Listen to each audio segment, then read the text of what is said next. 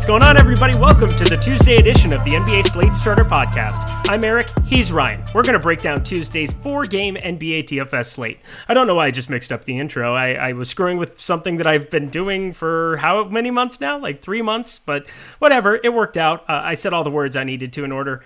Rayen Patnaik, how's this slate going for you right now here on Monday night? What a performance by Russ. 35-point, 20-point triple-double. Jeez. All the way up to 95 DraftKings points. What a performance. One of the best of the year. One of the best of DFS history, really. It was quite sensational performance by Russ.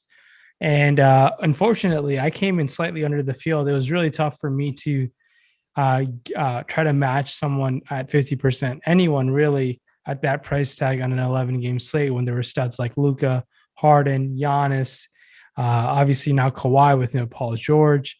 I felt like I didn't need to match the field. I felt like I could still sprinkle that in, but damn, I wish I had 100%. I wish I had 200% of Russ and Harden as well. I feel like you're going to need them both with the value that's opened up throughout the night to really take you to the top. This is not the time when I tell you I played 98% Russ, right? And like 90% Kelly. No, you should. Should. Well, I played 98% Russ. It was great. I also played like 70% Harden. I talked about it a little bit on the tip-off show. And again, Rayen Patnaik, I ask you for fantasy advice. So I'm just gloating the one time that I did something correctly. So I'm just letting it be known. But I was just saying that on an 11-game slate, you kind of just pick your studs and you go way overweight because there's going to be value that shows up. And I thought Hartenstein was always going to be that guy who showed up. Hopefully he can get to 25 because I've got a couple lineups that are looking good in like the $4 and the $15 that I don't think I can win anything just because there have been so many guys like Tatum who I wasn't really on that overweight, and some of these other mid-range pieces. Kyrie went off in a lot of different ways too, where I think he could be somebody who ends up in a winning lineup. Like there are a lot of dudes who went crazy. Karl Anthony Towns, 60-something. Like, man, it's been a pretty wild slate, but we'll see what happens. Paul George got ruled out while I was on the late slate show with Chris Spags. What a crazy, crazy day of NBA basketball. Yeah, no, and that's really the news coming in with only 2 games left. Obviously, there's only very few roster spots that are open by that at that point of the night, obviously. So it would make it tough. Imagine if the Paul George thing was earlier in the day, Luke Kennard came in at 2%, he would have maybe been 30%. Obviously, just the timing of everything can really change how the slate comes out at the end. But what a fun slate it was, even though it was 11 games. I probably was a victim of recency bias when we had so many studs last Wednesday, and I was like, I can't get burned like I did that time. So yeah, maybe I was the victim of my own thing. So I got like 1% of my money back that day. I got like $11, I believe, was how much I got back on Wednesday. That's probably 11 more than I did. It was one of my worst days in my whole DFS. The whole time I played DFS, it was a really tough pill to swallow. But you know what? Tuesday 4-game slate. Let's ride. Let's ride. Yeah, we both hit the bottle that night, but so far so good here. We're doing okay. Guys, get down to that bottom bar, hit the like button, hit the subscribe button, and hit that notification bell so you know when this and all the other content here at Awesemo is going live. Let's get rolling. Oh, and we're sponsored by Monkey Knife Fight still. They still like us. They still want to sponsor us. You guys got to get over there to Monkey Knife Fight. All you have to do is go to monkeyknifefight.com. When you deposit, first-time deposit bonus, put in the code Awesemo, AWESEMO, Awesemo. You get $50 back on your first deposit bonus. Free 99 is the best 99. I'm just letting that be known. Let's go and start this thing up. At the top end, again, this is just a 4-gamer, so we should fly through this. We got through an 11-gamer under 30 minutes yesterday. That was pretty insane. But Russell Westbrook, 10,900. I bet he's popular. If he plays, they could also rest him and go Bradley Beal, who ended up getting ruled out. I wouldn't be shocked if something like that happened, but otherwise, I mean, Russ, just coming off of today, expect some massive, massive ownership there if Bradley Beal doesn't play, and even if he does. Trae Young, $9,000 up against Phoenix. Tough matchup, but it's Trae Young. We know that he can spike some upside here in some of these spots and had some mid-40s performances until pretty rough showing last time out. And then Ben Simmons, 8,700, has that small forward eligibility over on DK as well, but somebody that I'll definitely want to be taking some shots on. Talk about the top end of point guard. Yeah, so the top end, we have Russ. And can Russ do what he did again tonight? Yes. Unlikely, but he can definitely go out and put it on another show against a Charlotte team that he can definitely put up a number. Obviously, things will look great for him if there's no Bradley Beal to suit up, who's dealing with foot soreness, I believe. So, Russ, you can definitely sign yourself up for 10-9. Won't blame you to spend down to a guy like Ben Simmons or Trae Young. It's a 4-game slate. Opportunity cost will be Russ tomorrow at that point guard position. So keep that in mind. But as going down to those guys, I can't blame you. Trae Young and Ben Simmons definitely have the upside of outscoring Russ tomorrow. And being all over the field on them is something I'd consider doing, especially Ben Simmons. Still no Embiid in the picture. Looking over things on FanDuel side of things, Simmons is 7,900. Yeah, definitely a lot of interest at that $7,900 price tag. That's even cheap for when Embiid is playing, in my opinion. So I think Simmons makes her a fine option. In the mid tier, we can take another ride on the Michael Carter Williams experience again. It's been quite the ride the last 2 times he's been on the slate. So keep that in mind with what's happening with MCW 5,300 versus the Clippers. Don't really like the matchup, and obviously it's kind of burned all of us in so many ways the last couple of nights that he's rolled out. Murray and Rozier versus Washington could definitely put up a huge upside. Brogdon was sensational in today's game. So Rozier gets that same matchup. Definitely someone that we can target. And Chris Paul versus Atlanta. Both sides has been just such a point god this year, man. That Phoenix team is super underrated. Do they have to come out the West? They're not too far behind. They're a very, very well coached, well disciplined team. But I think Chris Paul definitely deserves a mention at 8K.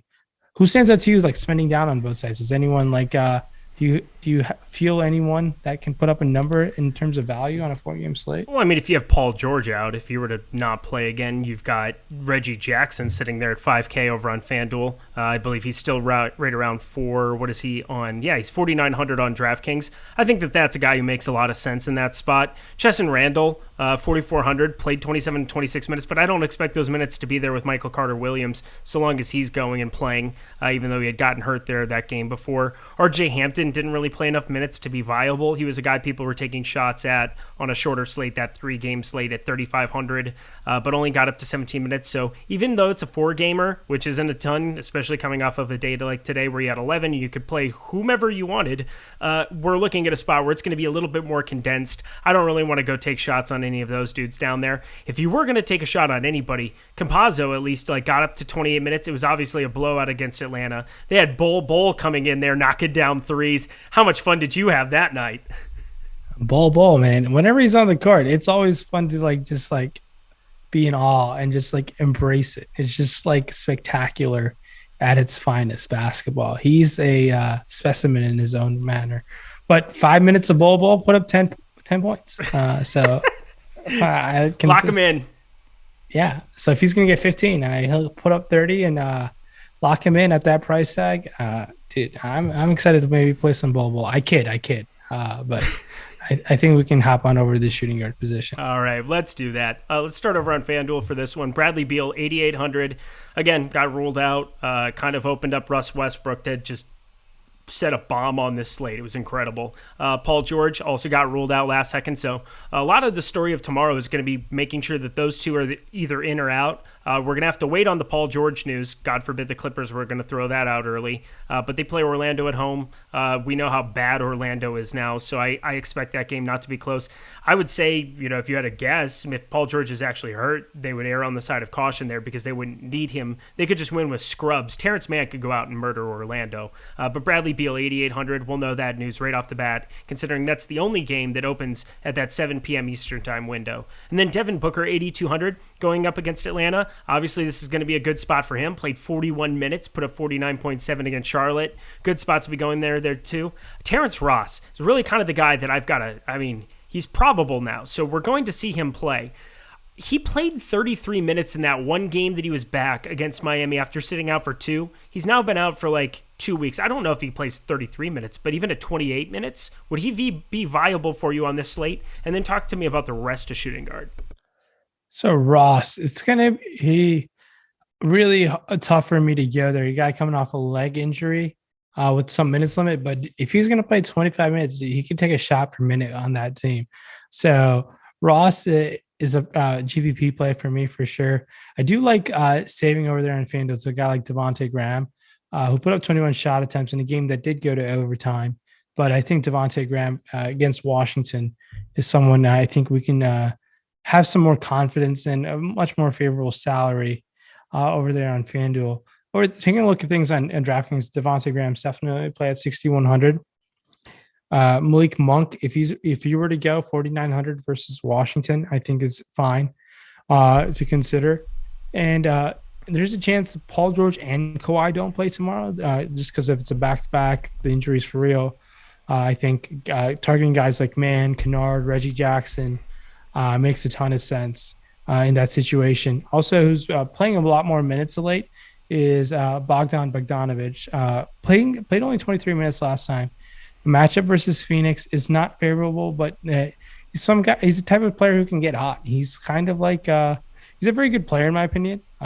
Someone who I thought should have signed somewhere else besides Atlanta to really showcase his potential and talent, but he got the bag there. So purely a GPP play with Bogdanovic over there on DraftKings. Mm-hmm. There's a lot of guys at the shooting guard spots. Yeah, you've got Kennard at 3,400, obviously barring that news. Go back to Jerome Robinson. Obviously could be somebody to be looking at. Still remains at the flat min there at 3K. Howell Neto 3,500. PJ Dozier, somebody who's at least been playing like minutes like in the like low 20s, high teens. Maybe take some shots on, but again, that's going to be thin for a lot of these guys outside of Kennard, outside of going back to the Jerome Robinson if he were to be starting well. So kind of keep your eyes and ears peeled to all the news as it's rolling in. Also, is Kevin Huerter just broken? What's going on with this guy? Because he continues. He's now under 5K. He's coming off the bench. He doesn't look very interested when he's on a basketball floor. Not shooting very much. 3 for 7 last game. 1 for 9 the one before. Just kind of overall horrendous fantasy outings from a guy who, if normally at 4,800, I would want to be taking some shots. Yeah, he's been very disappointing. Obviously, the minutes and the new coach is Nate McMillan. If you can kind of see, those minutes have gone at a downtrend when McMillan had kind of took over the coaching realm. So maybe there's something that doesn't favor Kevin Huerter as much. But purely a GPP play, in my opinion. And also, it doesn't help. Lou Will is going to be probable to make his debut at Phoenix for Atlanta. So that's going to throw another wrench into things. How many minutes Lou Will gets, I'm not too sure. I was hoping that he would choose to get bought out or waived and try to go somewhere else. But I guess he likes being in Atlanta for more than one reason. But that's all I really have for the shooting guard speculation. Position. I just want to let it be known. Those are not known facts. This is just speculation. This is what Rimpack does. He just knows. It's wings and ladies and wings. All right, top end is small forward. Let's go back over to DraftKings here. Good Lord. Kawhi Leonard, 8,800, would be an absolute smash if he ends up playing, and it's not Paul George out there, so let that be known. That's kind of a no-brainer. Ben Simmons, 8,700. Yeah, just not playing very good as of late. Kind of been the number 2 to one Tobias Harris, who has had some massive games here. They lost by 10 to the Clippers. He put up 45.25. He's got a couple 49.75 2 games ago before that. So yeah, I like taking some shots on Tobias, even at 8,500.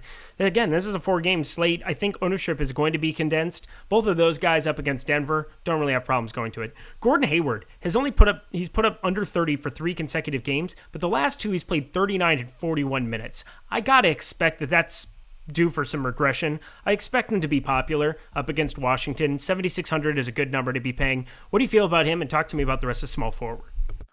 Gordon Hayward, love it. Just the matchup and all things put together in a 4-game slate. He could find a way to 50 fantasy points against this matchup. So I definitely have a lot of interest in him on both sides. Ben Simmons, 8,700, definitely in play on that small forward position. Even Tobias Harris, just because we just feel confident that's where the Philly offense is going to play through. And I think those make for fine pivots. And if Kawhi Leonard were to play with no Paul George, even with Paul George, 8,800 for Kawhi Leonard seems very, very nice to take advantage of that price tag. I'm going to have to name my first child Isaiah Hartenstein. He's up to 24. I think I might. Oh, Isaiah Hartenstein Lindquist has a nice ring to it. Anyway, continue on. There you go. Hey. That'd be something to name your kids after some DFS performances. I don't know if our first dog's going to be Zubats. Like, that's a lock. Let it be known. I don't know. All right. I don't know if Mrs. Eric would approve. Mrs. Eric will be fine with it when we get married in November, but go ahead. Continue on. And I think spending down to a guy like Denny Abdia makes a ton of sense. I think we feel a little bit more content with those minutes of late, 32 minutes. If he can even get that with no Beal on both sides, 3,600 on FanDuel makes for a fine spend down option, as we don't have much value on the slate. And Bogdanovic, FanDuel just hesitates to move up that price tag, 4,200. I like that yet again. Keep in mind, Hunter might play, Lou Will might play. There is some fluctuation that's going to happen in that Atlanta Hawks rotation, and it might not really help any one of those guys out in the wing position. But I expect Bogdanovic to get a lot of ball handling duty and play some backup point at times, but he was in the starting lineup. So I feel confident with him. But some of those bench guys with Gallinari and everyone else there, I'm a little more hesitant what's going to happen and what McMillan's really going to do. It's going to take a couple games to see and feel out that rotation and see what happens. Come closer, listeners. Come closer. Who was it that told you about Rui Hachimura before he was a thing? Oh, I believe that was me. Yeah, it was me. It was definitely me who called Rui Hachimura and then was overweight on him again today. 37.1 on FanDuel up against Indiana. Going right back to it again, regardless of whether Beal is in or out. Obviously, Beal out helps his profile a lot more, but you were seeing massive minutes. Rui Hachimura turned a corner. They had the little sit-down chat, the little fireside chat between him and Scott Brooks. And since then, he doesn't have a single game. Did you know? Since March 13th, that's 1, 2, 3, 4, 5, 6, 7, 8, 9 games. He has not played under 34 minutes in any single one. I'm going to guess that there's some blowouts in the middle of that still, too, because it's Washington. There's probably been some spots here and there. Obviously, they've been playing much better of late, but wow. I mean, just seeing those kind of minutes, he's definitely turned a corner. If he were to be even close to like 0.8 fantasy points per minute in this spot, 36 minutes, he's going to project out all right at 5,700. Upside, we know, is there now. What do you think about him? And then let's move ourselves on to power forward. Well, Hachimura, I think, is on FanDuel definitely more in play than it is on DraftKings, just because you have to roster 2. And 5,700, we've seen what he can do of late. Obviously, it will help if Beal doesn't play, but even if we're Beal to play, it makes a ton of sense together. If you can find the salary to pay up for a guy like Gordon Hayward, I would recommend it, but I wouldn't knock myself over it. But I think 5,700 is a fine option. There's some pivots in guys like Mikal Bridges, Michael Porter Jr. around him, but I can't blame you if you have a lot of interest in going there. Oh, I'm going to have a lot of interest in Gordon Hayward, too, letting it be known. But Rui Hachimura, he's kind of become my guy. Go Zags. Top end of power forward over on FanDuel. Before we do, we have the promotion starting 9 going right now. So all you have to do is go to Awesemo, check out our promos page. We have starting 9, that's STARTING, and the number 9, all put together. You use that at checkout, and you get a $9 week of Awesemo Plus for MLB. It's the best product that exists. Just go check that out right now. The Top Stacks tool alone will pay for itself in that first week, and you want to be early on MLB because as you start gaining a sample size over the course of a 162-game season with so many slates and so many days, it is so important to really hit your ROI early in this year. I can tell you from experience, the most profitable couple weeks for me in MLB are always the first 2-3 weeks of the MLB season. So take advantage of that promo now. It's starting 9. Check it out. Stop guessing and start winning. Top end of power forward, we got Tobias Harris over on FanDuel. Again, great spot there for him. A little bit expensive at 8,600, but happy to take some shots. John Collins, 8,200. I don't know why his price isn't coming down because now Capella's back. He only played 26 minutes, put up 22 fantasy points. You can't even really click that name on FanDuel. It would be a very, very contrarian spend up option in that spot against a good Phoenix defense. Now comes the part that I really want to talk about because I think it's an important part to talk about on this slate. Aaron Gordon and Michael Porter Jr. So Aaron Gordon, 6,300 over on FanDuel. On DraftKings, you have Michael Porter Jr. and him that are both small forward and power forward eligible. So I'll pull that up, 6,700 and 6,200. We saw Aaron Gordon only play 21 minutes. They blew Atlanta out of the water. They didn't really need to be out there for much longer. Michael Porter Jr. continued to play a little bit more into that, got to a double-double, put up 27 minutes, 34.5 on DraftKings.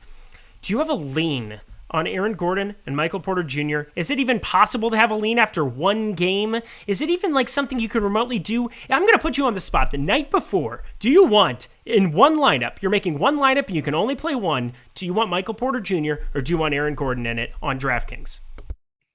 I mean, I'm probably the biggest Michael Porter Jr. stan there is. I mean, so it's not even a question to you. No. Okay, no, that's good. Okay. Not a question. All right. Now, in terms of DFS, you do say $500 on a 4-game slate. I can't fault you to go into Aaron Gordon. I'm sorry. I just swore at you. I feel bad. I know you're hurt. I apologize. I take it all back. It was theatrical. I apologize. I do want to see how he performs. He was very, very efficient from the floor. And he was very happy in his post-game conference. He's like, oh, it's so much fun to play on this team. And he's just being able to cut and do his things. It's not the magic. Yeah, so a much more talented team. Now, he just doesn't have to do as much anymore. There's guys like Jokic and Jamal Murray, Porter Jr. to do a lot of the things that he doesn't have to do. Will Barton's pretty good at basketball, too. Good two-way player. Yeah. He's like option number 3 or 4. 3.5 for sure. Yeah, if you were to share the court on that with them. Now, it's against Philly. Philly's obviously not as good as defensively with no Embiid on the court and all things put together. Could he get going? Sure. But I just feel more confident. As crazy as it sounds, Malone might just feel more comfortable like going with Porter Jr. just because he's more familiar with the system that they're running in this situation. But on the reverse side of things, Malone could easily bench Porter Jr. for more Gordon just because of the defensive liability that MPJ is. He's gotten better, but the other side of things, we have to keep that in mind as well. Yeah. And then there's 2 other pieces on FanDuel that are going to be important to talk about. Chuma Okeke, who's now playing just massive minutes in some spots, played 37 against Portland, but that was before everybody got to be active. They were shorthanded there, so don't get too crazy with that. But still, 29 minutes against the Lakers with everybody inserted in there. I expect him as the rookie out of Auburn, a guy that's going to get an extended run as they go forward. A pretty good basketball player in general. 5,300, I expect him to be popular. And then PJ Washington against Washington, that's weird to say. 5,600, played 44 minutes against Phoenix, letting that be known. Obviously, Zeller, Biyombo, that's kind of the thing where, maybe they're kind of on the outs with both of those guys and just kind of like limiting their minutes. I saw Biyombo played 15 minutes in that game against Phoenix. And then I believe Cody Zeller got the start, but I don't know what his minutes were. What do you think about PJ Washington on this slate too? Did you see how many shots he made in 44 minutes? I'm guessing not many. 0. 0 is the answer. That's very bad. That feels like there's positive regression on that. Yeah, I'd hope so.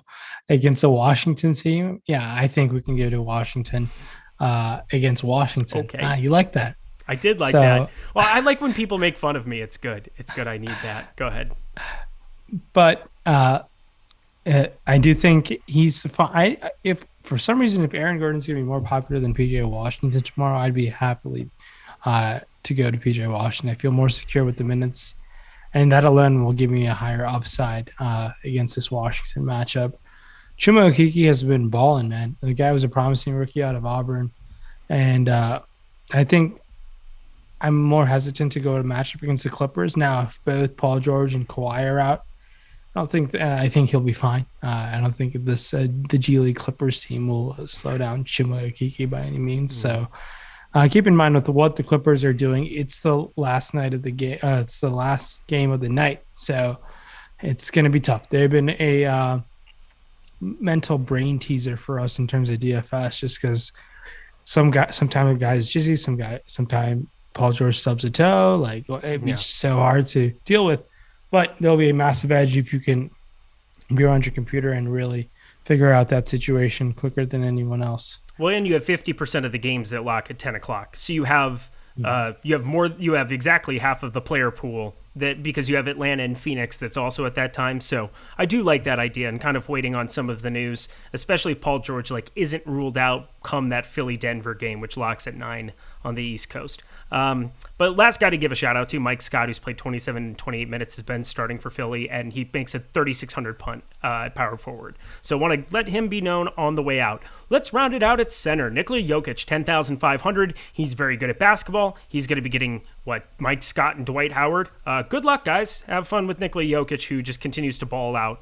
Clint Capella, 7,400. There's a big drop-off to these next tier guys, but we've seen some double-double upside from him a lot of recent. Last game, very disappointing, though, against Denver, but now is getting Phoenix. Ayton isn't nearly as imposing of a matchup as what Nikola Jokic is, so not that I'm factoring that in too much, but I'm expecting Clint Capella to get back on the double-double train in this next time out. And then we'll skip down to DeAndre Ayton. He's the next true center there at 6,400. The guy I just talked about got back up to 34 minutes against Charlotte, but part of that, too, is that they ended up taking Zeller. They ended up taking Biyombo off the floor for a lot of it, and they ended up letting PJ Washington have a little bit of run there at the 5. I don't know what Zeller's minutes ended up being. I'm going to click on that as I am talking. He's 3,800 on DraftKings. He only got 11 minutes. Biyombo got 15, so that was 26 minutes total. So not much that was there for Ayton. I think Capella, he'll be out there for about that same amount of time, 34, 36 minutes. So somebody to take some shots on. Talk about center for me. Yeah, Jokic up top, matchup against a Joel Embiid-less Philly team. Now, keep in mind, Dwight Howard did give Jokic a lot of annoying problems in that matchup against the Lakers last year in the Western Conference Finals. And that was very annoying for Jokic at times to deal with. And he did figure it out by the game 4 and game 5. And now it's he's an MVP candidate, so he's pretty much matchup proof in my opinion. But he's definitely someone we should definitely look to roster. Obviously, could be the highest scoring player on the slate, and that's nothing new. But spending down to guys like DeAndre Ayton, I do like going to that against Atlanta. Those minutes have been going up. I like Dwight Howard on the other side of things, and against matchup against Denver, I think he's going to be needed to guard against Jokic. He had played well.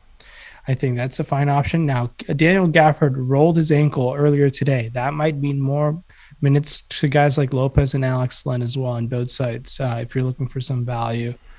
And that's really where I stand. I was curious what they were going to type of run they were going to give Wendell Carter Jr., Mo Bamba, Kem Birch, for like a 3-man center rotation that they're going to run. It's going to be a little tough to pinpoint that going forward in Orlando, but there's a chance one of those guys are going to be good. If you want to play center roulette, go for it. But I'd be someone to be against that situation. And guys like Birch, Bamba, and Carter Jr., they're all kind of priced appropriately. And in matchup against the Clippers, I'd be rather to spend on the other side of things, find the extra $800 and go to a guy like Zubac. Is where I would stand right now. But I agree. It's a 4-game slate, so you can really pivot off ownership really easily. And try to have a unique lineup to get you there. And news will really change a 4-game slate even more drastically than an 11-game slate will. Yeah, and McGee didn't even end up playing for the Nuggets in his debut, so there's that. Why would he? He's basically an insurance policy, I think, that they have for Nikola Jokic there. But yeah, Dwight Howard, 5,100. That's kind of a low number now for him, but only played 18 minutes against the Clippers. The Clippers went small. With Jokic out there, I got to expect Dwight Howard to get a little bit more run, but we shall see, I suppose. We'll see what that ownership gets to. But like the Len call, now that you're going to be looking at Gafford, who ended up getting hurt, you got up to 22 minutes today. But that's about all you got from me. Anything else you want to say? And any final words for the people? Yeah, check out the starting 9 promo. Opening day, so Thursday. And go to awesemo.com/giveaways. We're still giving away a month of Awesemo Plus for you guys. So take advantage of that.